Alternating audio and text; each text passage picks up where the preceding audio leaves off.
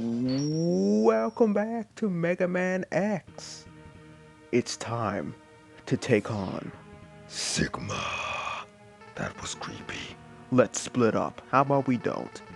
I'll go in first and then, I could barely even read the dialogue here because it's so tiny and the font is so stupid. Whatever. Anyways, let's do it, man. This is it. This is the Sigma stages. Oh my goodness, I'm so excited. Oh, I can't wait to roll my hands like a crazy person. Yeah. Alright, this part is friggin' tough. Like, it's tough.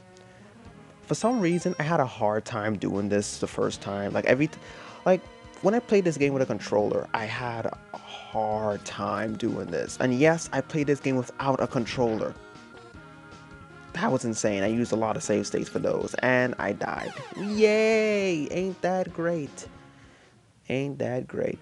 But anyways, every time I do this, I have a very I usually just have a hard time doing it, to the point where I just couldn't climb up those stupid platforms.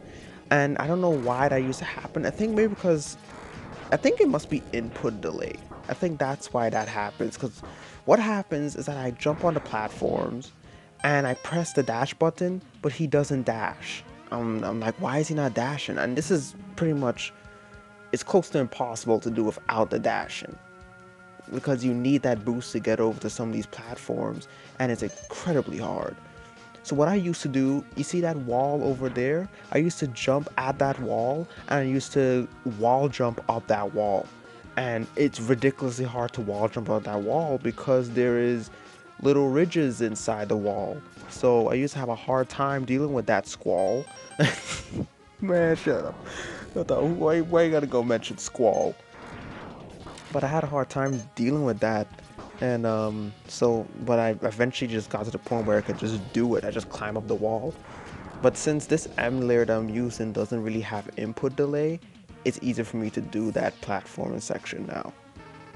Stay back, X. I'll take him on. Dude, 2 is better than 1. Do you know basic math, you idiot? We could take him on together. Come on. Alright, his weakness is the missiles. I think he has 2 weaknesses too. I think the missiles and, I don't know, rolling shield? Pretty sure he has 2 weaknesses. Alright. Oh no. X, do what I tell you, or... Oh crap, I didn't read it. Don't listen to him, X. Go ahead and blast him. Dream on, Zero. X knows he can't defeat me. My armor carrier is more than a match for the ancient weapons, for his ancient weapons. Man, I'm really struggling with the dialogue here. Hopefully I could read that um, a lot more better when we at the final boss. So this is basically, you know, you have to die. You have to die at this stage. No, not die, well, not die, but you have to purposely go down to critical health. I find it funny. Like, he friggin' gross me, then he puts me back down. Like, what's the point of doing that? Oh my goodness, oh my goodness. Maybe, but I'm not through yet. What? He's charging. Oh my goodness, explosions! I always laugh because if you look closely, you can see his half body fling into the side of the room. Oh my goodness, it looks so silly. Oh my goodness. I'm not even bothered to read this. This guy is easy. I say that a lot. The bosses in this game is pretty easy. Like most of them, especially with their weakness. Without their weakness, yeah, some can be very challenging. But with their weakness, yeah, they're pretty easy. This guy is definitely easy too. Just shoot missiles at him. I think I should shoot more missiles at him. I should just go mad with the missiles. I think you also need more missiles for later on in the stage. So yeah, it's good to save some. And there he is, he's dead. Now if you played the PSP remake of this game, Mega Man Maverick Hunter X, I think you could play as Val in that game. X, I've taken too much damage. Auto repair system can't handle it. My power is fading fast. Your power is greater than I thought. Maybe you can destroy Sigma. Oh, I wish I could finish my burgers and fries. That's why I had ketchup on my mouth. Okay, this part is pretty cool. Like, I like that part. It just feels good to do that. Okay, I have a trick for this part, which is pretty useful, but just trying to climb up this area without the invincibility is annoying. So if you take, what is this, Sting's weapon, yeah, you already seen it, you already see it in the menu. You could put on, if you charge it up, you could put on this, like, I don't know what he does here, he just turns into a bunch of colors and he's invincible basically for a short period of time. That's super useful for that section. Rolling shield is not worth it because some enemies requires multiple hits. And yes, you do need the missiles because missiles is this guy's weakness. Yeah, take him down. Take him down. Tore him up. I love that. I love that quote from them. I wish I could see, like, I think that's a tape from him, and he like, he didn't put it on YouTube. It's a tape, like he explained it on one of his streams. It's a tape where he was playing Castlevania and he was facing this boss, and he said that, and I wish I could just see that tape because he says it a lot, and I'm fond of that quote. All right, let's take him down. Tore him up. Yeah. So what else? What else is there to say?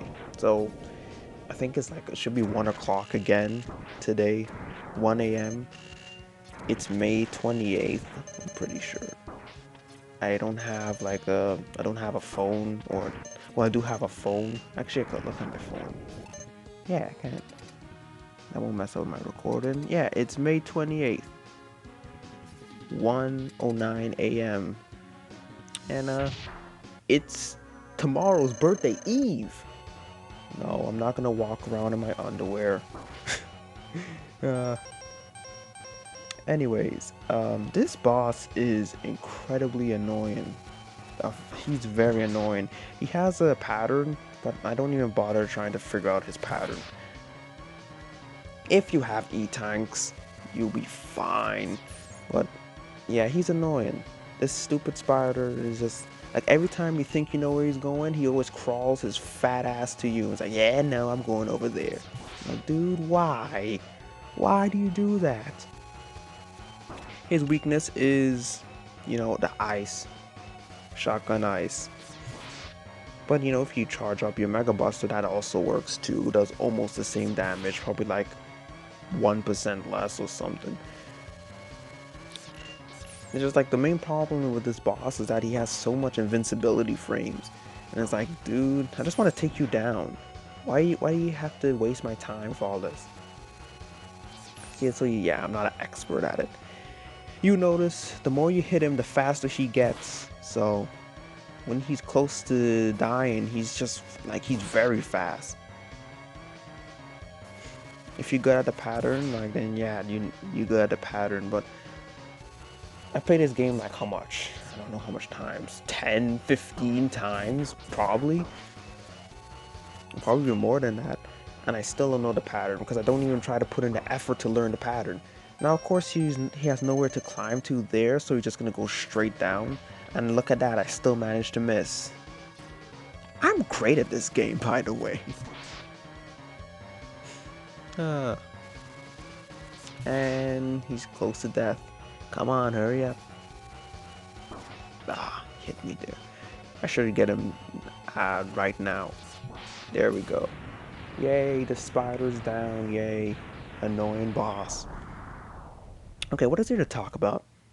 Today I played another story-driven game for the 3DS called Chase Cold Case Distant Memories. And if you're oh wait, hold on a second. I gotta talk about this place music first. This place music is awesome. I can't hear it right now because I'm recording. I'm doing the post commentary, but I love this place music. Like I love it. It's so good. But yeah, today I played Chase Cold Case. Chase, yeah, I feel like I'm saying that wrong, but that's what it's called. Chase Cold Case, Distant Memories, and it's a super short game. You can't play it now because it's like, I think it's an eShop game. And well, Nintendo closed their eShops, and I died. Dude, what are you doing? Why did you die? I'm sorry for making that voice. But whatever. You can't really get the game now because, well, the eShop is closed. But you could still get the game if you decide to emulate it. But nah, you can't really get it. It didn't really have a physical release. And that game is basically a spiritual successor to one of my favorite, if not my favorite. These games are my favorite. Hotel Dusk Room 215. That is a DS game. And they had a sequel, but it didn't release in America, called Last Window, The Secret of Cape West. And that game, those two games are my favorite visual novels. Like they officially beat Ace Attorney. Like I love them so much. Those games is what essentially brought me into jazz. I love jazz music. I love jazz fusion. And if you like jazz fusion, I have to talk about this guitarist. Check out a guitarist named Alan Holdsworth. He is amazing. I love his music. Like I could recommend so much crap, but at the same time, it's like, would people nowadays like this type of music? It's like, even back then, people didn't like his music that much because it was so different. But I love it. I love his music. I recommend you listen to Looking Glass, especially if you like Mystic Invasion from Secret of Mana. And Tokyo Dream, what other song? Funnels. These are 3 songs you should definitely check out from Alan Holdsworth. I said this on my Christmas vlogs too. My vlog, I didn't have vlogs. I only had one vlog on Christmas. Probably recommend the same 3 songs. But yeah. But anyway, back to what I was saying about The Last Window, Secret of Cape West, and Hotel Dusk. Those games basically brought me into jazz, and like I love jazz music now because of those games. And I love those games so much. Like their story is not anything ridiculous. It's not like Danganronpa level of insanity, but it's still, it's just good stories. It's great stories. You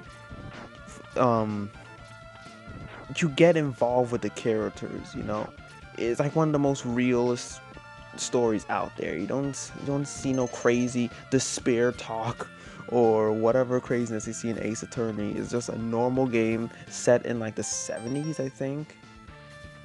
I could be wrong on the timeline here. And you play as a guy named Kyle Hyde. And the stories are so good in those games because they make you care. They make you care about the characters. They make you care about the location, and the music sets the atmosphere so well. That is one thing I need to talk about in games. Over the years, I realized atmosphere plays a huge part if I'm gonna like a game or not. That is the thing I always remember most in a game when I'm done with it. It's atmosphere. It's not the story. It's not the characters. It's not the gameplay. It's the atmosphere. And atmosphere and music goes hand to hand when you're trying to make a good game, a memorable game. That's why I love Final Fantasy VII so much. I'll never forget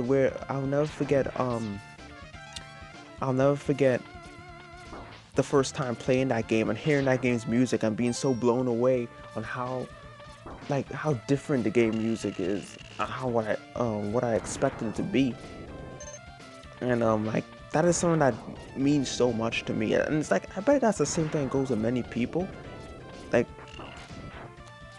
if I could sit down with a Nintendo Capri Sun right now and say, what do you like about Secret of Mana the most? I bet he would say the music and the atmosphere.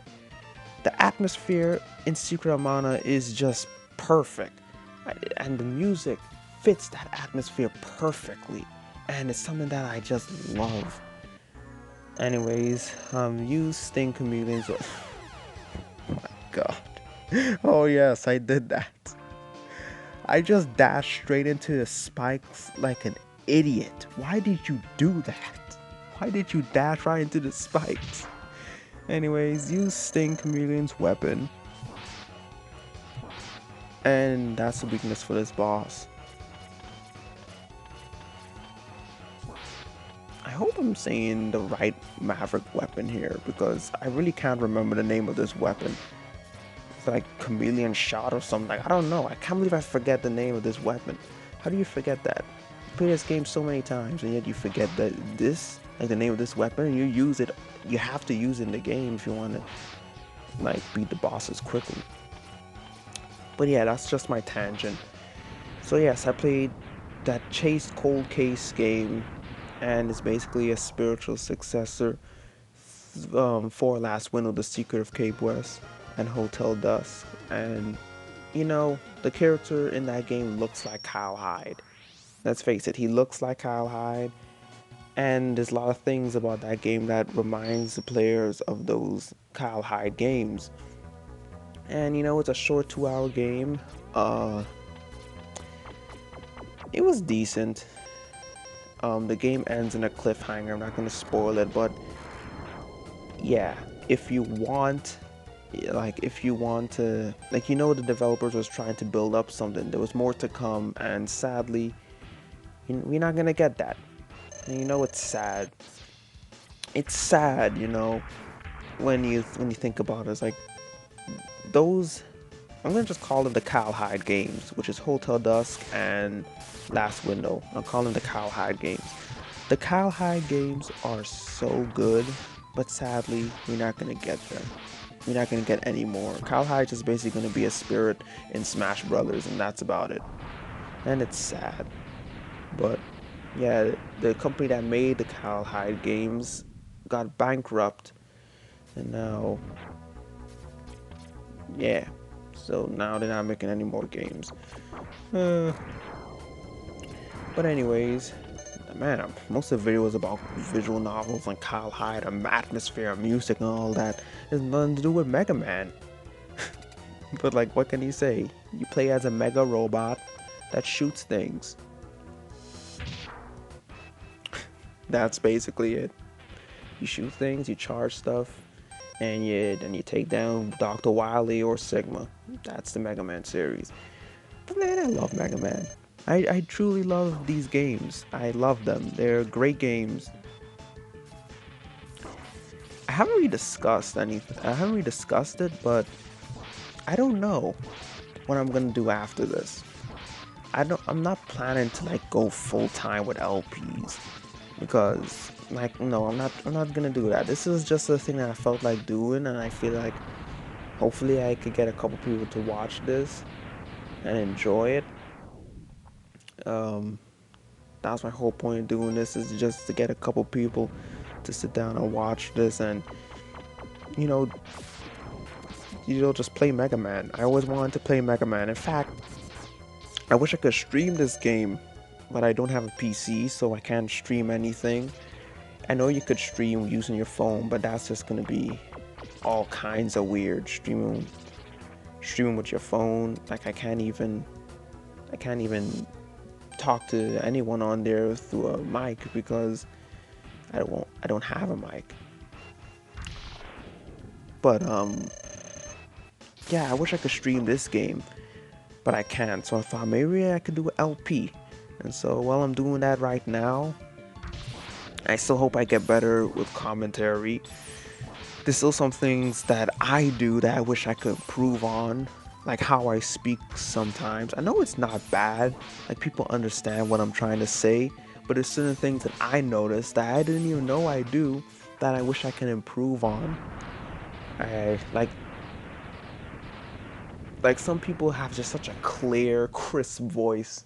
Like Vinny, for example, from Vine Sauce, like his voice is crisp, and how he speaks on streams is like yeah, it's good. He has a great microphone, all that stuff, but he's a good speaker as well. Same thing with Smooth McGroove.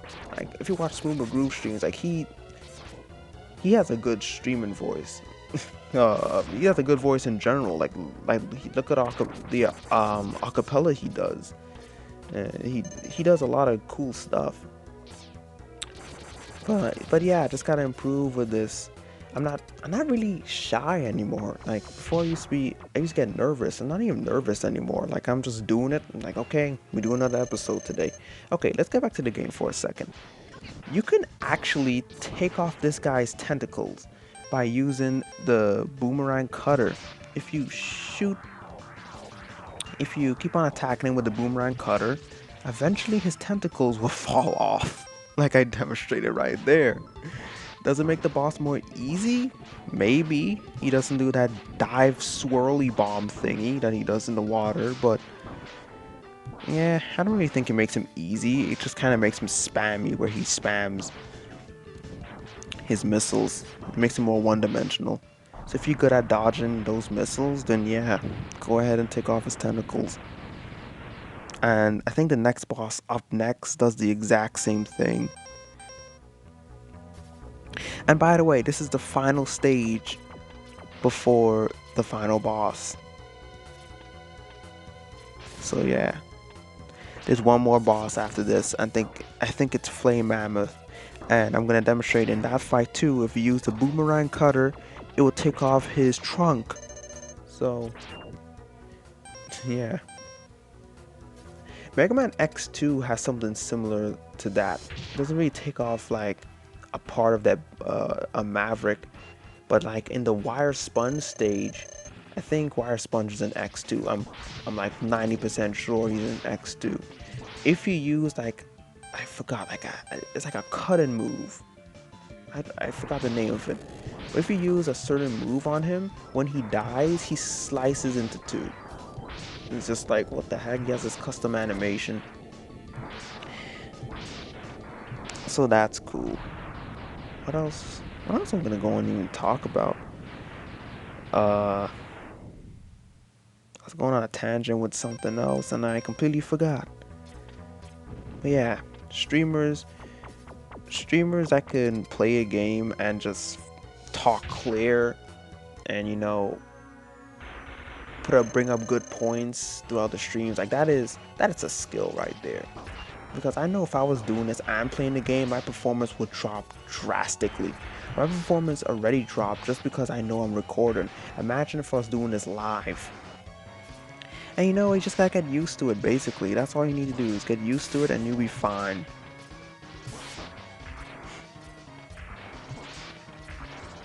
Yeah, so the weakness for this guy is Boomerang Cutter, as you can see. This is actually a pretty cool fight. I actually like this fight a lot. I got close to dying here. And we did it. Heck yeah. Heck yeah. Alright, that's the final boss before the final boss. Man, I can't believe it. We're almost done. I don't know what we're gonna do next. I think I'll talk about what I'm gonna do next in the next video. But either way, this is it. Up next is the final boss. Can't wait.